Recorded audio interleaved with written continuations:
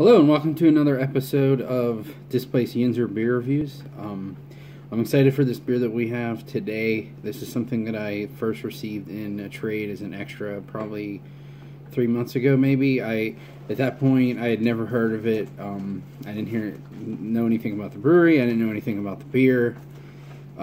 So again, it was just an extra and I didn't have any thoughts going into it. When I first drank it, I was shocked at how good it was. There's not very many IPAs anymore that, really blow me away because there's just so many good breweries that are making good IPAs. So to have one that was right in my wheelhouse for everything that I like, especially one that I wasn't even anticipating that someone just sent to me as an extra, was absolutely awesome. I did seek this out again after I had it the first time. The second time I didn't like it quite as much, but again it was after a very long share of a lot of big beers, so my palate definitely was not fresh, so I'll chalk it up to that.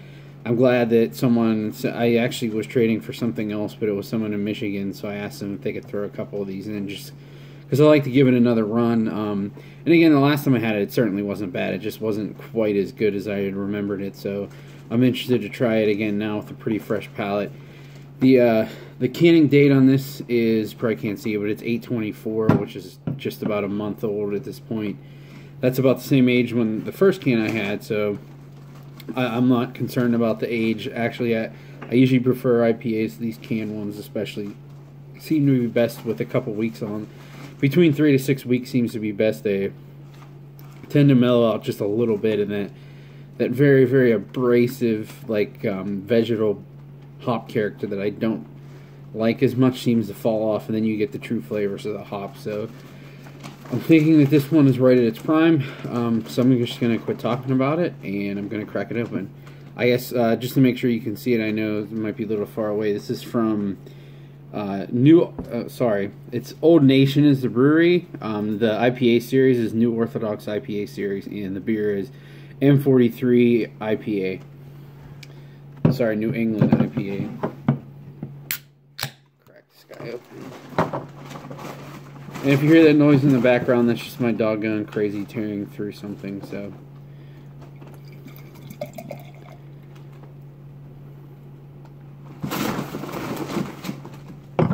Hey! Sorry. Breaking down on set. Very, very, very hazy. Nice dark gold, almost orange pineapple juice character. Very nice fluffy white head. That's pretty much what I would look for in this type of beer. There's nothing I would say that is diminishing about this pour. I see the foam is collecting on the glass pretty well, so it's definitely a good thing. So I'm gonna go in for the first smell. See, the aroma is very, very mosaic forward. It's as I look at this, there's not even any mosaic in this, so that shows what the hell I know. But it's almost like that sweat sock pineapple hop character. Maybe some other people wouldn't like the descriptions for hops, but that's kind of what I get out of mosaic sometimes. It's very almost like rotten pineapple, but in a good way. It's hard to describe. There's a little bit of like candied orange, and there is a nice little bit of grainy character to it as well. It's definitely not just juice.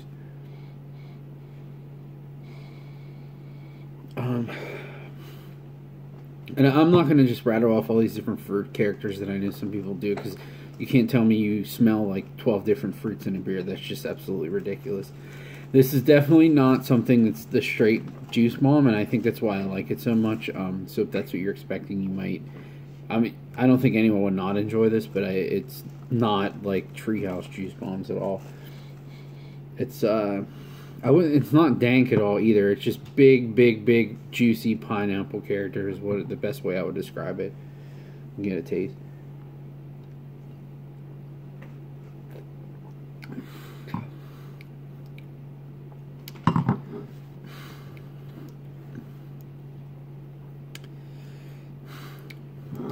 Yeah, so that's kind of what I remember from drinking it the second time. It's a little disappointing. It's not bad by any means, but that brightness that I remember having it the first time is not there. It definitely still has that pineapple character, but it's not very bright. It's very easy to drink. The bitterness is balanced very well, but it's not overly sweet either. It's definitely very easy to drink. It just doesn't pop as much as I would like an outstanding IPA to pop. And it does finish with a little bit of like caramely sweetness, which I think maybe this is changing and it is a little old at this point, which is kind of disappointing because I don't consider a month that old with IPAs. It really shouldn't be. But it does taste like something has fallen off on this since what I remembered it tasting like, which is kind of disappointing. I'm going to go back to it again.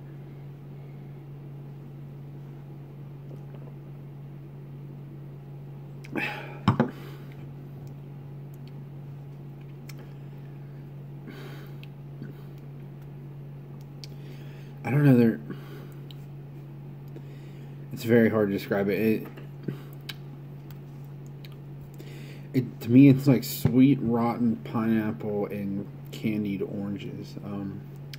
It's a little pithy too, like a little that bitter, like orange peel character. But it's not like hoppy bitterness, and it's not very bitter either. It's just it's dry. Like the first second, it's like, and this is what I remember liking about it the first time was it was very juicy up front, but then it finished bitter and dry like an old school IPA. So that the bitterness isn't really there, but it's sweet and a little fruity up front. Then it finishes very quickly and it's pretty dry. But it just doesn't have that pop that I remember. So is there?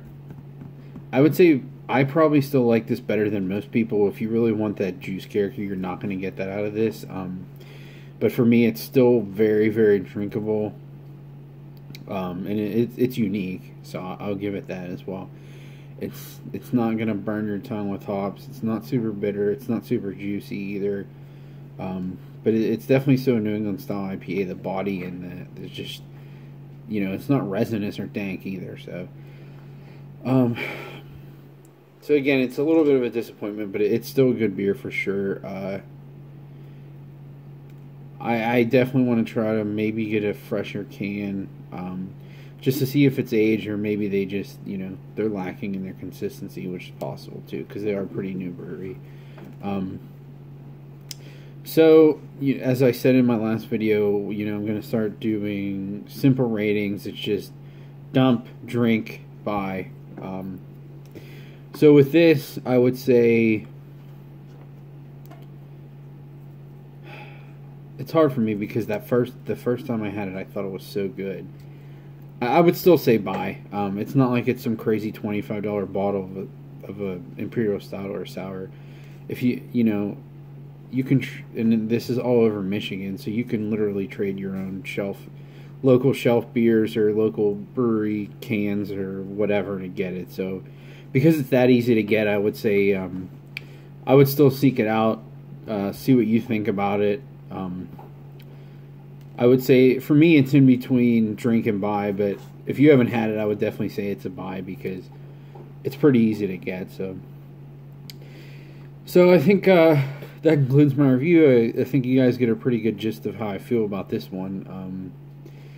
I'm certainly not upset that I have another one. It's still a good beer. So I hope you guys enjoyed this one, and I look forward to doing the next one. Thanks.